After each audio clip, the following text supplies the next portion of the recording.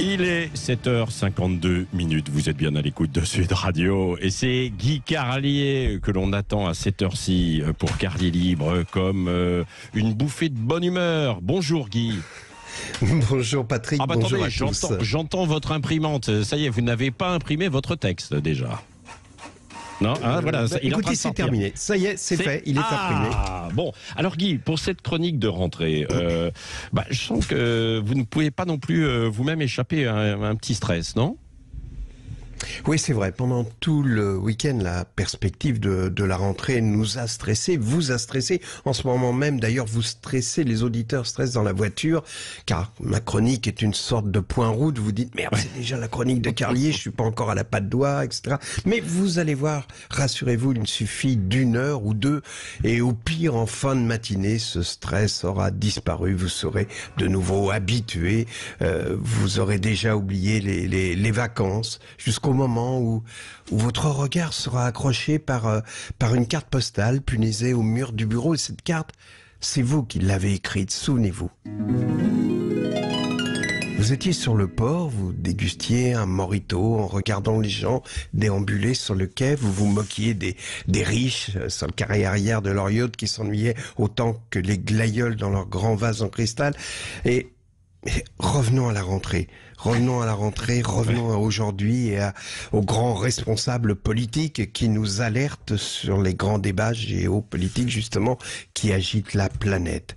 L'Ukraine, les pénuries d'énergie l'hiver prochain et surtout ce thème majeur de la rentrée, l'entrecôte au barbecue est-elle un symbole de virilité? Car c'est le dernier combat de Sandrine Rousseau, vous le savez, mais c'est un combat d'arrière-garde.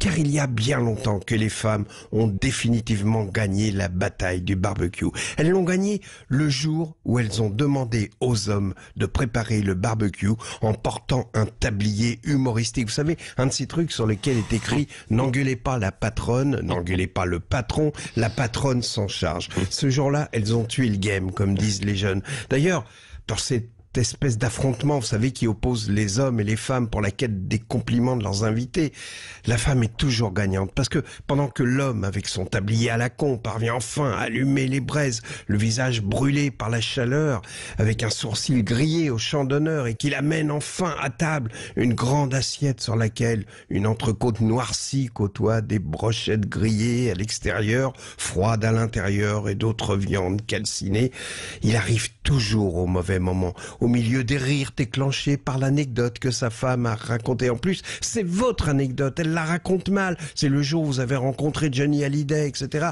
Et là, vous arrivez, vous dites... Excusez-moi de vous déranger au milieu de mon anecdote et vous sentez le regard des invités sur vous. Vous sentez qu'ils pensent, mais quel pauvre con, il brise l'ambiance. Non, je ne brise pas l'ambiance, je viens de passer une heure à ce barbecue. Mais évidemment, les amuse-bouches de madame étaient prioritaires.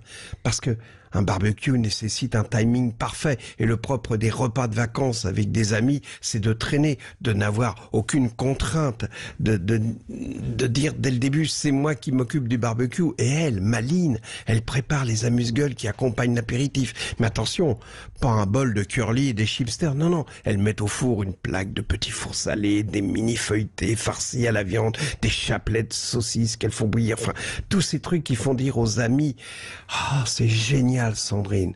Et c'est bien ces petits champignons de Paris coupés en deux farcis au boursin, c'est délicieux. Voilà. Et vous arrivez avec votre plat. La défaite du barbecue est consommée. Les hommes sont vaincus et le combat de Sandrine Rousseau est un combat d'arrière-garde. Alors quoi qu'il en soit, pour ce jour de rentrée placé sous ce signe du débat politique de haut niveau, je vous souhaite à tous du courage.